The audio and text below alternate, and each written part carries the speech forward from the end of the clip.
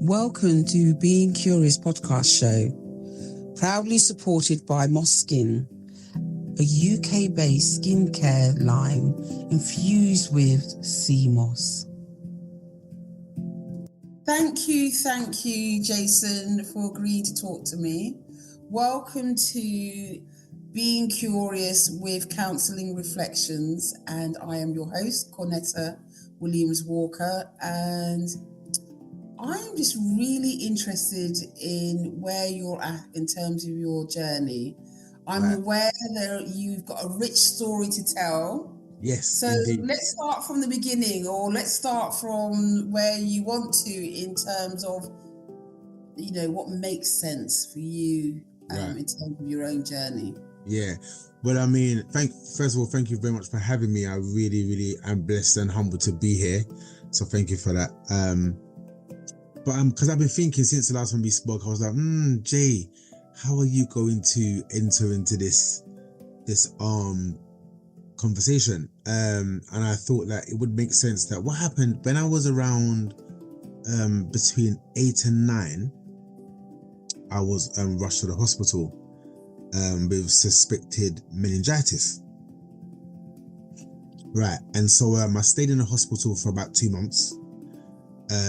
Because at that time, for what I can remember, they didn't really know how to treat it, because it was back in those days, like in the 80s. And so I spent 2 months in the hospital and was released, recovered, and got on with my life. Had a fruitful life, healthy life. Nothing more was said about the suspected. So Jason, out of the blue, you became ill? Yeah. We thought it was a meningitis. So who was at home then? So give me the context of home life for you at that point. Right, so it was me, mother, and my little brother, my younger brother, who actually thinks he's the big one, but he's not. But yeah, so it was just me, mum, and my brother. And I remember being at school, feeling a little unwell, vomiting, a little bit unbalanced, in my walking. And that was pretty much it. I had a really bad headache. I remember the headache was really bad. So this went on for about 2 days. And then, mum called the ambulance. The ambulance took me to the hospital, and then they said they believe it was suspected meningitis. And so it was never confirmed, and it was just suspected. And so, and so I just got back to, my normal life, as a child growing up. And that was that. Fast forward to 2009. I was working in an establishment. I was a head chef, and I remember waking up one morning thinking I'm feeling a little bit dizzy, a little bit unbalanced, and didn't think anything about it. Went to work as normal, but things were getting a bit tricky at work in terms of my steadiness on my feet. And so obviously I'm working with knives, so I'm like, Jay, something's not right. So I took a little bit of time off of work, stayed at home for a bit. Then I went to the doctors, and he gave me some tablets for the dizziness. And I was like, okay, cool. So I took a few of them, and then I noticed that the symptoms were getting really bad after taking these tablets. I'm like, well, these tablets obviously aren't agreeing with me. So I've gone back to the doctors and said to him, listen, these tablets ain't working. I'm still dizzy, but they're making me feel even worse. So he was like, oh, that's a bit weird, because they're almost like anti-sickness, motion tablets. So he couldn't understand. So he prescribed me another set of tablets, which made it even worse than the tablets before. So I decided, you know what? I'm not actually going to take these tablets anymore. It was my birthday in the March. And I remember my partner coming around, and I couldn't get out of the bed for my birthday. So she brought a little table into my bedroom, and she made me dinner, and I had my dinner in my room, had my dinner, and literally just went straight back to bed. About 2 weeks passed, and I'm still struggling with the same symptoms. I decided to try and go back to work. Silly me. I remember arriving to my job and thinking, okay, well, Jay, you're feeling really tired. you're feeling really exhausted because obviously you haven't been sleeping lately, buy yourself a Red Bull. So I bought myself a big can of, energy drink, thinking, right, this is gonna pick me up, give me a big pick me up. Not realizing that it's actually having the opposite effect. I'm feeling worse now. I've drunk about 2 cans of this thing at work, and I'm in the middle of the day, but the day seems really dark. I mean, it seemed like it's nighttime. And so anyway, I struggled to come home by train, made it home. Went to bed, and in the nighttime, my body temperature now, for me, felt like I was overheating. So what I had to do is move from one side of the bed to the other side of the bed just to cool down, because obviously the other side of the bed is cool. And this is what I'm doing all night. I'm changing sides just to keep my body temperature cool. So I thought something ain't right. So what happened, I called my friend at the time and I said to her, look, this is what's happening with me. And my doctors is saying to me, they don't know what the problem is. So she said to me, why don't you register at another doctor? So I changed my doctors, registered at another doctors, went there with the same problem, said to them, I've got headache, dizziness, my body feels like it's overheating. I feel like a bit of numbness on one side of my face. And so they done all their tests and they were like, don't know what the problem is. They took my temperature, but my temperature was reading normal, even though in my body, I was overheating.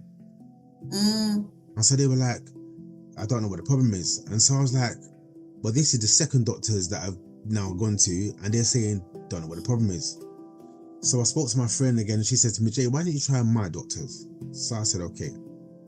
So registered with her doctor, and I went to my friend's house to stay for a while because I was really, really bad. Now I'm constipated. Now I can't eat. I can't go to the toilet. I'm finding it hard to pass urine. So your system is kind of shutting down. And so you've been to 2 doctors and they're not picking up what it is. The conventional tests then that they're looking for. And but you're saying to them, look, I'm still not well. So you go to the 3rd doctor. Yep. Wow. Right. So the 3rd doctor now, I'm at my friend's house. I haven't eaten for a few days. I haven't passed any stools for a few days. Passing urine is becoming a problem. Sleep is a problem. Staying awake is a problem. I'm just in this cycle. So she calls her doctor and says, listen, I need you to come out and see my friend because he's really not well. And so the doctor comes out. I'll never forget the doctor's face, and she looked at me and she done a couple of examinations, and she got on her mobile and she called the ambulance and said, I need you to come and get this man now. Wow. So I'm like, right, this sounds serious. So anyway, the doctor comes. They literally took me straight to the doctors. No, sometimes you have to wait. There was no waiting. They brought me straight through. Now I'm on this bed, and I can when I get into the hospital, I hear doctors rushing around, and I hear one doctor say, we think it might be a suspected stroke. Then another doctor comes and says, maybe not, could be brain cancer. So I'm just like, you're in this kind of suspended state in hospital.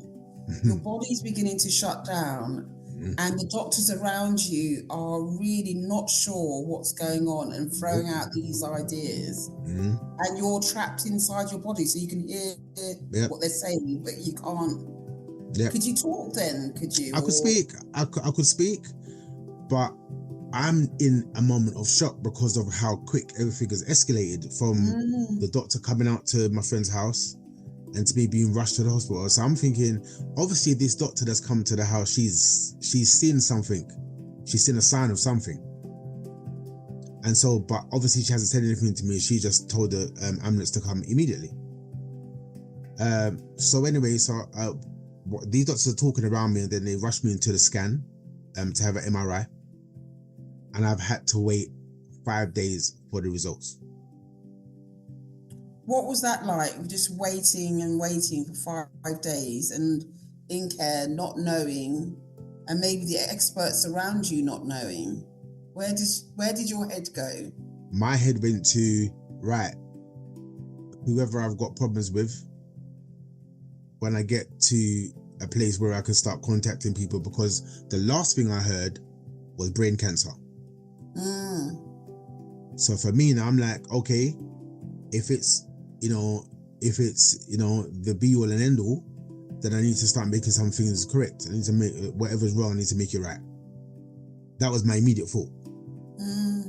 And so who was you at what odds with then?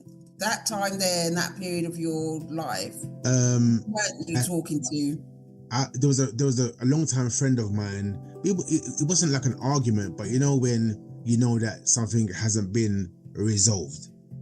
Yeah. No, we didn't fight or bust up. It was just a little fallout that just, everyone was being stubborn and nobody wanted to come forward and be the bigger person.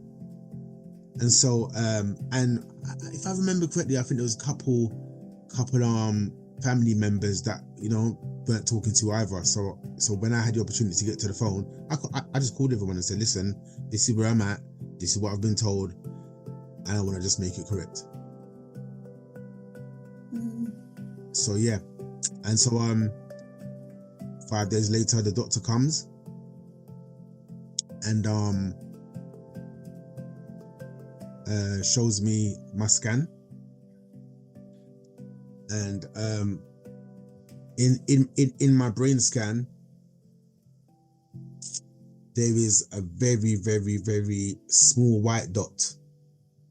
Like a grain of mustard. So white dot that he said is an antibody that's escaped into my brain. So this antibody, this small white dot that's escaped into your brain has created this whole bit where your body's beginning to shut down. Yes. There's parts of you that are overheating, but there's no heat. You're moving across the different beds. Yeah. You're not able to walk, and small grain. Yeah. And so where that little grain is, that little antibody is, if you look at my brain, you can see where over a duration of time, it's just caused damage to my brain. Okay. Because obviously antibodies are designed to attack. Yeah. So it's been there for a long time then, this? We're getting there. We are getting there. So You're getting there. So he gives me his diagnosis and I obviously I'm crying and this man said to me, no, he said to me, don't cry. And I'm upset. Cornetta, I'm upset because he's telling me don't cry when you just told me that, the diagnosis is multiple sclerosis. I'm crying. So, and this man's telling me don't cry. When he said that, because that grain represented, that damage to the brain, that's right, represented multiple sclerosis. Yes. So for those of us who don't know, I know the name, what does that actually mean? Yes. Basically it's where your immune system is being attacked. Okay. And so and what's possibly depending, because there's, to my understanding, there's different forms of multiple sclerosis. The one that they diagnose me with is relapse and remitting, which means I can have a relapse, but it can go into remission. Yeah, so it can come back or it can just go into remission. But what I learned about the condition is it can affect your thought process, your thinking, it can affect your mind, it can affect your muscles. Yeah. It can also affect your organs as well. Oh, wow. As in, it can shut down your organs. And then, is it scarlet fever and rubella or something to do with your childhood? How's that linked? Well, so a few years ago,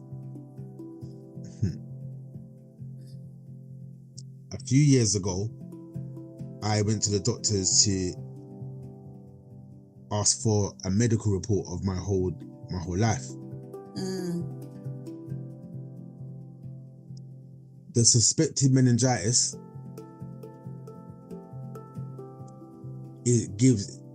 meningitis gives the same symptoms as MS. Oh, really? Okay. So what I've now discovered and realized is that I had MS from a child. Now, what is the cause of it of MS? They believe it to be down to shock and trauma to the body, that which now causes the body to, when you go into shock, the antibodies rush around your body, correct? And that's how one of those antibodies escaped into my brain. So I've sat down, I've worked it all out. Now, when I was around, now we're just going back a little bit, when I was around 7 years old, I was sexually abused. Okay. So the shock and trauma to Of my that body, abuse. right? Yeah. To my body obviously caused that shock to create this whole chaos with my antibodies, which now led me to end up feeling the way that I was feeling when I was like 9 years old. Rushed to the hospital with suspected, in inverted commas, meningitis, which obviously they couldn't confirm. So thank you very much. Thank you very much. I need to say that because I'm really mindful that lots of people are listening to us. Very few men ever talk about sexual trauma in any way. And in the UK, as high as 1 in 6 men I'm aware of abuse and 1 in 4 women. So I really appreciate you sharing your story. You're welcome. Young, was you able to talk to anyone, or did you just keep that trauma inside of you? I was told that it was a game, and it was a game between me and that person, and it was a game to be kept. Yeah. So, and what's really weird is that I didn't actually remember that I was abused until I was 24. What happened at 24? Was that when you went into hospital when your system broke down? No, I got married at 24. You got married at 24? I got married at 24, which is obviously young, but I got married at 24. And what happened was I had a dream. Crazy enough, I had a dream. And in that dream, everything that happened in my childhood played out. Everything. And what was really weird, because I was abused by a family member, but I was also abused by our family friend who lived opposite the house. Now, I don't know if it was a joint thing, but it happened on separate occasions, on many occasions. So the trauma that you suppressed and locked inside of you was pushed down. Yeah. And when you was 24, the biggest and most important day of your life, it came up. It came up. It's not unusual, because I don't know if you know, I'm a therapist and I work. You said, with trauma. Yes. And lots of people come to me for lots of reasons around their trauma. But of those, the ones who kind of had sexual trauma and abuse, the body holds the scores. And so if you're young, you suppress everything down, because the brain is an amazing thing, it doesn't want to hurt you all the time, so it'll just lock it away in parts of your body. So for women, it could be like in the pelvic area or in the heart. It just can be locked away. And the younger you are, and all the experience, you might have amnesia, so you won't remember. And then something happens and it brings it. So it's not unusual that you hear that. Wow. That's giving me chills. Okay. Because I when I had the dream and I woke up, when I woke up from the dream, I remember just crying my eyes out and saying to my wife, she said to me, "Jason, what's wrong?" And I was like, I just had a dream about me about being sexually abused, and she was, because obviously I never spoke about it. So she said, "Was you?" And I said to her, "Yeah." And she's like, "Why didn't you say?" And I said to her, "I didn't remember." I don't know what triggered for me to have the dream, or maybe I would have seen something. I don't know, but I just went to bed one night like normal and woke up realizing, okay, that actually took place. And so what happened was I got dressed the next day, went down to my aunt's house. Me and my aunt were very close, and because I'm in a state, as you can imagine, I'm in a state. I've just come to the realization that I was abused by these two people that, were family and very close family friend. So I've gone to my aunt's house, and she's opened the door and she said to me, "Jason, what's wrong?" And I've said to her, "Auntie, you know what? I've just had a dream, and I just realized that I was abused when I was young." And she literally just turned her back on me and carried on washing her dishes. And I sat there thinking, what, you're not going to say nothing to me, Auntie? So I said to her, "Auntie, did you hear what I said?" And she said, with her back turned to me, she said to me, "Yes, Jason, I heard what you said," and carried on as normal. So it made me realize, okay, so So Auntie already knew yes, that it happened. That's the realization I came to. That's the realization. Yes. Or was it that actually she didn't want to deal with it? Because I'm just thinking broadly and widely. Yes, of course. I'm interested. I often do genograms with clients. Yes. And we kind of do family history. And sometimes in our family constellations, we have stories. And not far from those stories, if we go further back, we've also got slavery if we come from a Caribbean background. And so when you then trickle down, it's not unusual that members of families have similar stories. Yes. Trauma. Of course. And I'm not saying it's all about, sexual trauma. It could be about addiction. It could be about mental health. That's right. About work business. Yeah. It just could be about lots of things. Yeah. But how did you interpret what she did? How does that relate to your MS and in terms of timelines? Well, because how I've worked, how by sitting down and going through everything, I've worked out that obviously the abuse has now caused shock and trauma to my body, which has now been the trigger to the MS. That's what I strongly believe, because strangely enough, I don't know whether this is normal, but I can remember from as far as back as the age of 3, I can remember. And so from what I can remember, between the ages of 3 and 7, 8, I was just like a normal child, and my whole life changed obviously after when those things started to happen to me. Do you get what I mean? And so so I've worked out that obviously, be speaking to my consultant and my nurse, and they're talking about how they believe how MS has come about. It's made me work out, okay, cool, so it stems from the abuse. Was you able to speak to mum or anyone else? Like you spoke to aunt, and what happened? Didn't acknowledged it, but carried on with what she was doing. Well, what happened, which is really a coincidence, but not a coincidence. I sat there still in my moment, and then the doorbell went.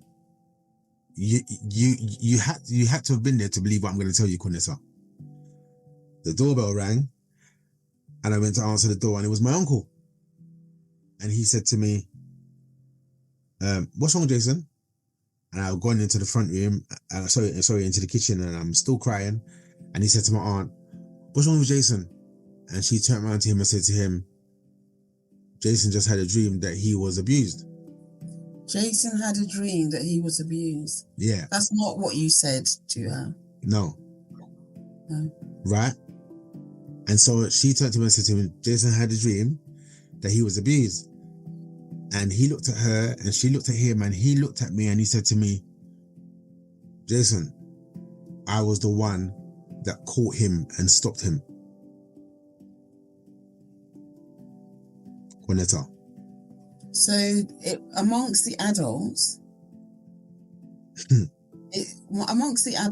they had the knowledge. Yes. But how bizarre would you have? You couldn't make that up, could you?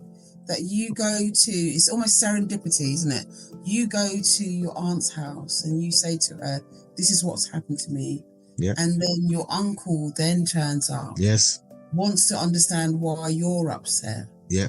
Then also informs you, I was the person who stopped it from happening. Yeah. Wow. I mean, he stopped it from happening on that occasion, yes. Yeah. Because like I said to you before, it was an ongoing thing. Yeah. But are you ready for what I'm about to tell you, Cornetta? I don't know if you're actually going to believe what I'm going to tell you. I don't know if you can tell me, and I don't want you to tell me anything that you haven't processed or worked through. 100%. I mean, I am free. Yeah. I'm absolutely free. Okay. So my uncle leaves, and so I'm sat there. As you can imagine, I'm just like, what is going on? What do you mean? And then he's left the house, and I've sat there, and now I've remembered the moment when my uncle walked into the room on that particular day. I remembered, and I was like, oh my gosh, I had totally forgotten, Juanetta. So I'm dealing with that now. I'm dealing with the whole aunties try to ignore what I'm saying. Uncle's turned up. He's now brought a revelation and brought some more clarity to what's happened. The doorbell rings. But my aunt's house, by the way, is a house that is so central that everyone that's passing by, they stop and say hello. Okay. So it was a well-known house? Yes. Cornetta, the doorbell rings after my uncle leaves. So my aunt says, what? Because she's thinking that he's come back. I've opened the door, Cornetta, and it's only one of the abusers that's at the door. So this perpetrator of your abuse, the abuser, yes, turns up on the same day of you having this discussion. I don't think you could make that up. I don't know how you make sense of that. And I'm reticent to ask you what happened. And I don't want to even be morbidly curious, but how did you deal with that? I opened the door, saw it was him, and I left the door and just walked back into the house, and I walked straight into the bathroom. Because obviously when you come through my aunt's door, the first point is the kitchen where everyone goes into. Yeah. I've bypassed the kitchen, I've gone straight to the bathroom and waited until he left. He left. I heard the door close. I've gone into the kitchen. My aunt didn't say anything to me. I got my coat and I got into my car, and I now drove straight to my mother's house. The perpetrator, why was he still going? Given that your aunt ignored what he said. Given that your aunt, is it your aunt's brother? Or yes. Your aunt's brother informed you of what you had happened. Why was this perpetrator able to come into your family still? That is my question also. Okay. That is my question also. Okay. So you went to mum's? Went to mum's. As you can imagine, I'm distraught. I'm crying all the way to my mum's house. I get to my mum's, and because I got my own key, went upstairs. She was in the bedroom, and I went into her room, and I literally just fell to the ground, and I just was crying my eyes out. And she said to me, "Jason, what's wrong?" And I told her, and she said she didn't know. So mom was unaware. So her Yeah. siblings, Yeah. her siblings didn't share that with mum. No. Can I ask you kind of what background do you come from? Are you Caribbean Okay. Yeah. background? Jamaican Caribbean. Yeah. So, and the reason why I say that, because I know that we don't talk our business. My Yep. family's from St. Vincent. We don't Yep. talk our business out on the road. Yeah. We keep it private. That was the messaging that I Yeah. got. I'm not saying That's that right. all families got that, Yep. but that is a big piece of information that your mum's sister knew and your uncle was privy to, Yep. but felt that they couldn't say. That conversation, that revelation, how old was you? What? Which one? What? When When you spoke mums? to mum, when you went to mum's after seeing your Yeah. perpetrator. I'm like 24, 25. Okay. Hmm. Because that must be difficult, isn't it? Because to open up, you're going through these sets of experiences, and on sometimes what I find, what my clients have said, is they end up supporting someone else when actually they're the one That with needs the the, support. yeah. In that case scenario, mum was in shock. Mum was just stood in shock. But I also, I mean, understandably, I wasn't getting anything from her because she was in shock. She was in her moment. And so I got up and I left. I went back home to my wife. Yeah. Because I realized, well, if I'm looking for any consoling, it's not going to happen today. And so, I left. I went back to my wife and my family, my immediate family, and found a way through my faith and the support of my wife at the time, to navigate through this thing, because now I went through 2 years of battling with, understanding that why I would struggle with sexuality, and why I would struggle with little things like my wife tapping me on my bottom as she walks past. I had an issue with that. But now understanding or overstanding why that was. And so it was a lot of, support from my wife, my ex-wife at the time, but sorry, my ex-wife now. A lot of support from her, a lot of support from, my fellow, friends and, within my faith, and a lot of praying. Can I just ask you something? Because there's not many safe spaces, there's not many safe spaces where you can talk about child sexual abuse. And in Britain, we don't talk about it. We minimize it.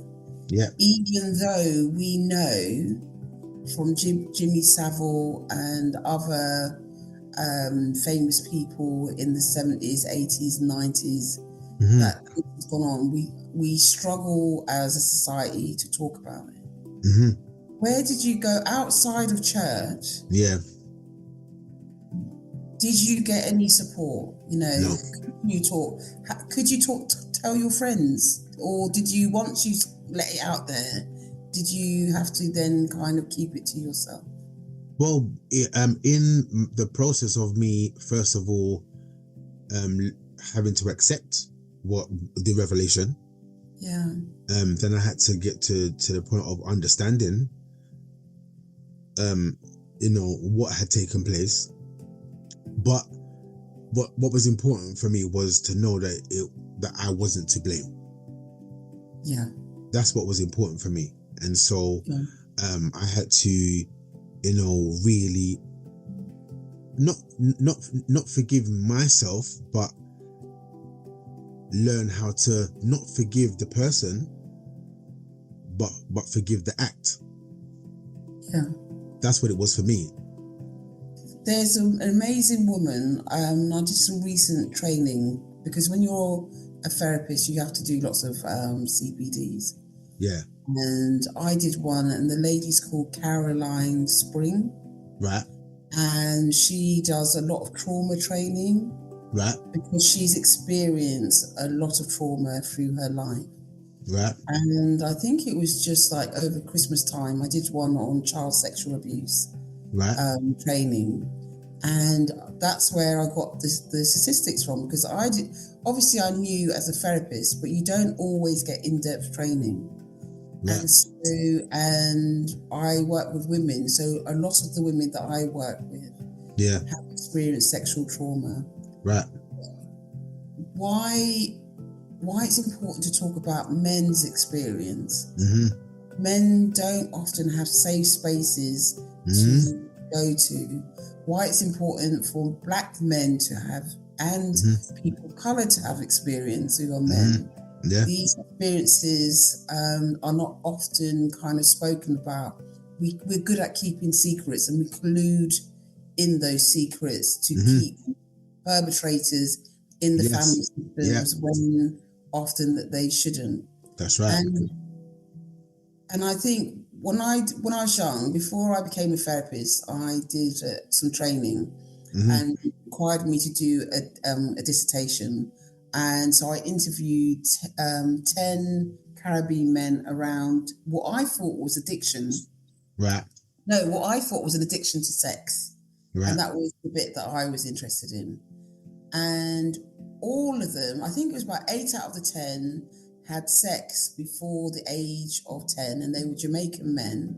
Right. And with older women. And wow. And obviously they wouldn't disclose. I wasn't asking those questions. Yeah. But they didn't recognise that it was abuse. They thought it was rights. Yeah. So you then experiencing that, there's a lot of questioning, but through your faith and through the support of your ex-wife, do you feel that you've been able to heal through that process? Oh, 100%, because after 2 years of, going through my healing, I went on to now seeing these perpetrators 1 and 2 in certain spaces, and I was absolutely fine. I greet them as normal, hug and embrace. How you doing? Everything good? You blessed? And up until this day, it's the same thing for me. I'm absolutely free from it all. Do you feel any, because you're on your rights to go to the police and report them, do you feel that, and I'm mindful of what I'm asking for, because not everyone... No, ask. Please ask. Yeah. Do you feel like that you would want to report them? No. And the reason why is I just don't want to. Me and my mother and my children, we are very, very, very, very close, and I am emphasizing on the very.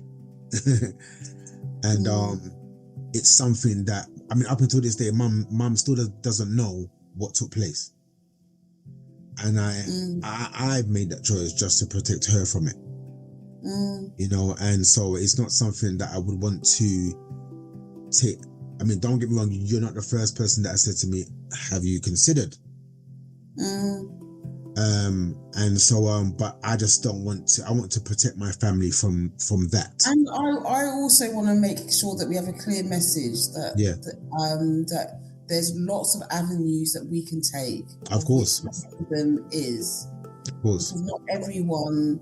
What I've noticed, and even in the research, women don't start to talk about it until quite late on. Late, yeah. 60s. Yes. Deal with some of the traumas. Some of the training doesn't equip us, as therapists, about things, because it might also connect with our own experiences, That's right. Yeah. or how do we support individuals? So it's really important. What I'm saying is to kind of go to someone who specialises in trauma, Yes. or an awareness and understanding around sexual trauma. Yes.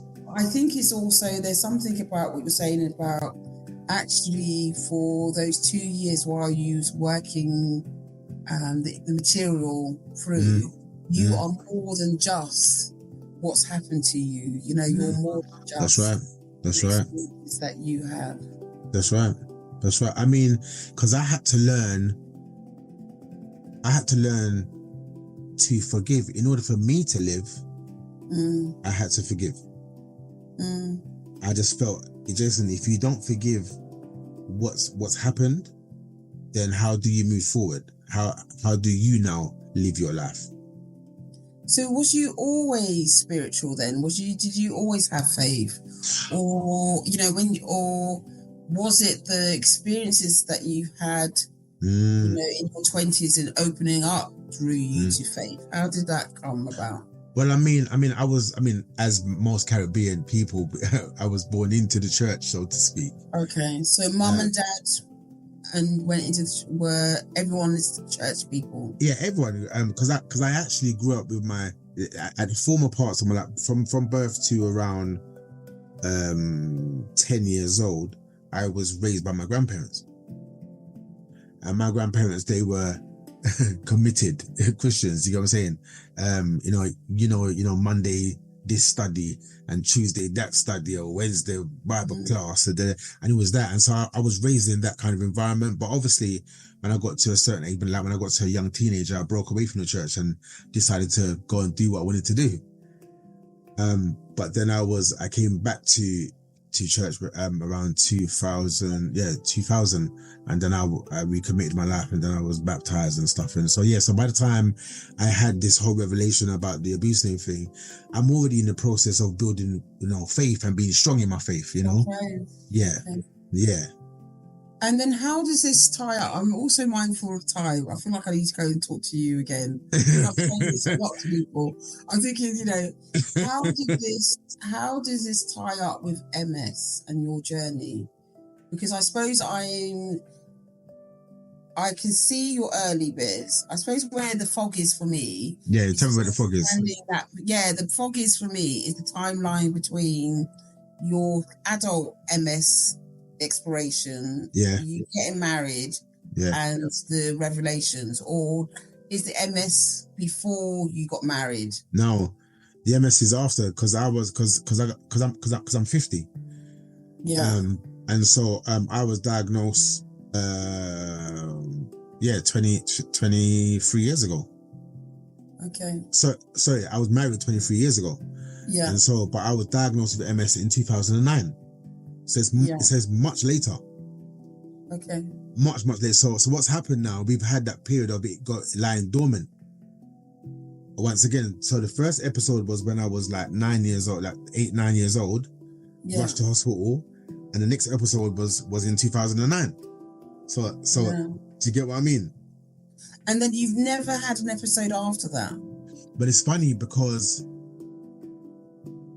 there's certain little things, like little niggly things, like sometimes get a little numb leg, or sometimes get a little bit of headache. Sometimes my eye would feel like there's like a pulling in my eye. Over the years, throughout school and stuff, I'd have little things that would rear its head, but I didn't think anything of it. Like, you know, when you're young, you just think, oh, whatever, let me just get on with it. Like, no one cares about anything. Like when you're 12, 13 years old, you just get on. And so once I was diagnosed in 2009, it made me have to sit down and think, did I ever feel anything? Did anything rear its head? And yes, along the way, thinking about it, there was little things that would happen, little cramping in my hands, you know, little cramping in my face, you know, sometimes excessive tiredness would happen over the years, but didn't think anything of it.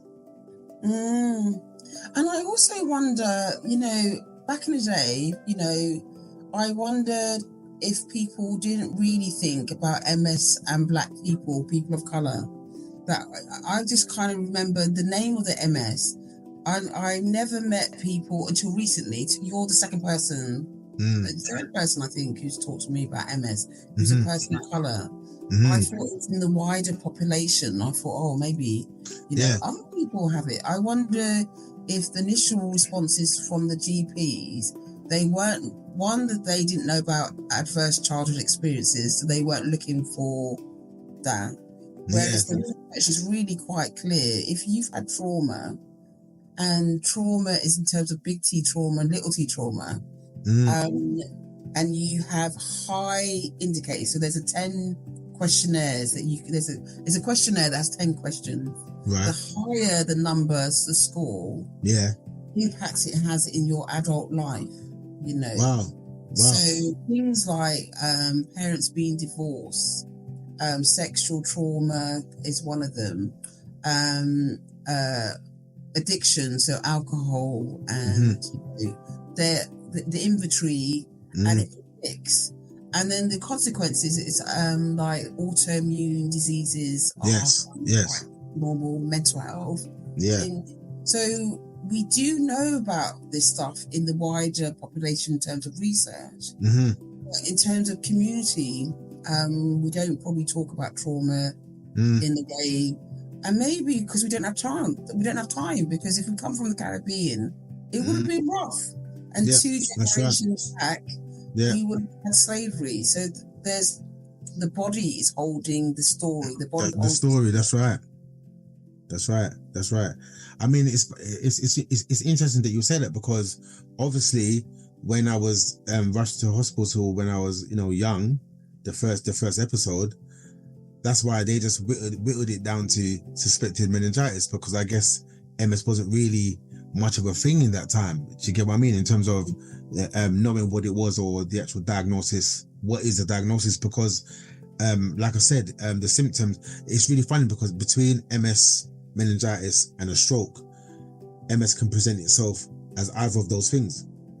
So wow. So when you then think about it, so between those symptoms, you wouldn't be able to distinguish. This is it. Those kind of that stuff. It is. The body is an amazing. It's the body and the brain. When you think about trauma, it's almost like a dislocation of the head and the body. So these things are happening. Those things are happening, aren't they? Yeah. That gave me chills. Wow. What made it give you chills? What was it I said? You said where the disconnection between the head and the body, and I totally get it, because obviously because once you have that disconnection, then that's where we have the problem, because it's the body that rules everything, correct? So, well, the head, because we have our second brain is in our stomach. We have, when we think about our circadian clocks and our rhythms, but when you think about trauma, you think about that the body's been dislocated. Right. The way the brain is designed is there to protect us. So we don't hold difficult materials. So people who've had trauma at a younger age won't have any memory. So like, as young as 10, they might have amnesia, because actually, one, there's not a language for it, because our prefrontal cortex, our wise brain, doesn't come online until we're about 10, 11. So things that happen to us at a younger age, we remember how it feels. We have these feelings, this overwhelmness, but we don't understand it. We can't name it because we don't have the language or the intellect then, or the development. And then you've got to think about the family of origin. What does the family of origin talk about, in terms of safety? And, we don't really get very good messages. Don't talk to that man. Well, why don't we talk to that man? Or we get told off for talking to that man when actually what the family needs to be telling us is a bit more, give us more clarity. Of course. 100%. Totally agree. Wow. Okay. Wow. Yes, I'm processing. Yes, I know. I'm mindful about the content today. Yes. And I'm mindful that we have, like a short session in terms of discussion. Yes. But I also want to invite you that if you feel like you want to debrief, and I invite you, what does that mean to look after yourself after Yes, today's session? I would love to come back because yes, I would love to come back because there is actually life after the diagnosis, definitely. Yeah.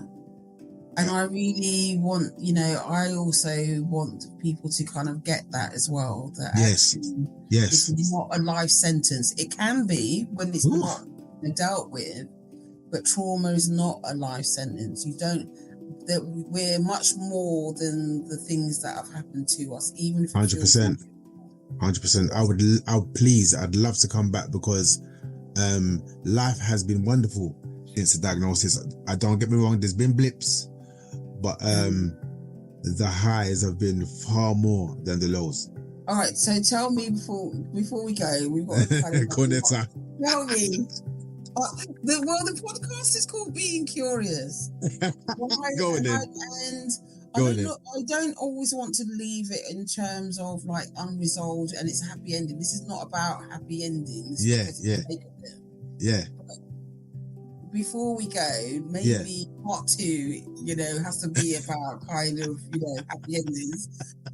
What is it that, what message you want to talk, what message you want us to be left with in terms of people who've experienced this? The one thing that I've learned is that the mind is a very, very powerful thing. Since the diagnosis, I was told by my consultant that how I navigate through the diagnosis and get through it is to be mindful of, be careful with my mindset. And I was like, okay, what do you mean? And he was like, anything that's considered to be negative, get rid of. And I was like, what do you mean? So he said, the negative state of mind can bring an onset of a relapse of the MS. So he said, if it's your family, your job, your friends, whatever it is that you consider to be negative, get rid of it. Oh, do you know what? What an amazing man. What an amazing person, because he's talking about stress, isn't he? Yep. He's saying you really protect yourself and your environment. Yeah. You cannot, stress brings on lapse. Yeah. So you actually kind of living your life intentionally, you need to avoid certain situations that will create too much stress. That's right. And I mean, come on, look where we live. Do you get what I'm saying? But it's cause I consider myself to be a very powerful individual. And I say that without being conceited. Because of how that man spoke to me that day. The way he spoke to me, I'm like, I don't know you. But he literally sowed such a big seed in my life. And I've lived by it. And because I know we're going to come back, but I have to say that I was bedridden for 11 months. Oh my gosh, you told me about bedridden for 11 months at the end. Yeah. No, but there's a plus. I was bedridden for 11 months and on the 12th month, wait a minute. So where's the timeline here then? Is this once you've been diagnosed in hospital? Yeah. That period there, you was bedridden for 11 months. Wow. But I don't know whether we're going to come back and start from there and then work our way up. I don't know what we're going to do, Cornetta. Should we just say this is part 1, Jason? Okay. So I'm gonna wrap us down. Wrap it up and put a bow on it. Wow. Jason Johnson. Thank you for being Curious with Counselling Reflections. Amen. Thank you for talking about things that we don't talk about in communities of being a Caribbean, British born or person in the UK. Mm-hmm. This is not about Caribbean, British born. This is not about culture. No. Thank you so much for sharing your experience so that it allows other men, if they choose to, talk about what has happened to them. And I will definitely ensure that when we edit it, I will have a list of national and international places where we can talk about experiences. So I really don't want to. Thank you very much for talking about MS and actually the link of childhood trauma and that onset. And I don't know a lot, but again, I will definitely put in, the links. But thank you so much. And definitely, if you're available, I know Easter's an important time for you Christian folks. So if you maybe after Easter. No, before, please, because I'm ready. When we wrap this up, we speak again and get it into the calendar today. So let's kind of arrange time so we can do yes, 100%. And then we'll take it from there. Yes. Bless you. Thank you very much for having me. God bless you. You're welcome. Have a wonderful day. Yeah, First you of too. all, before you go, what are you going to do to look after yourself? After this session. Today I'm actually going to sing because I'm a singer-songwriter. So I'm actually singing at a wedding, a 50th anniversary tonight. So I have to go through the process of ball patch that I got, and getting myself ready and get my backing tracks ready for the day. So and so that's what I'm doing for today. Have an amazing wedding, no doubt. You've got an amazing voice, and bless you. That's something maybe we could talk about also next time. Yes, because it all ties in and it all ties in. It all ties in. Yeah. Thank you very much. Have a wonderful day. You too. See you soon. And God bless you. Bless you. Take care. Thank you. Bye. Bye.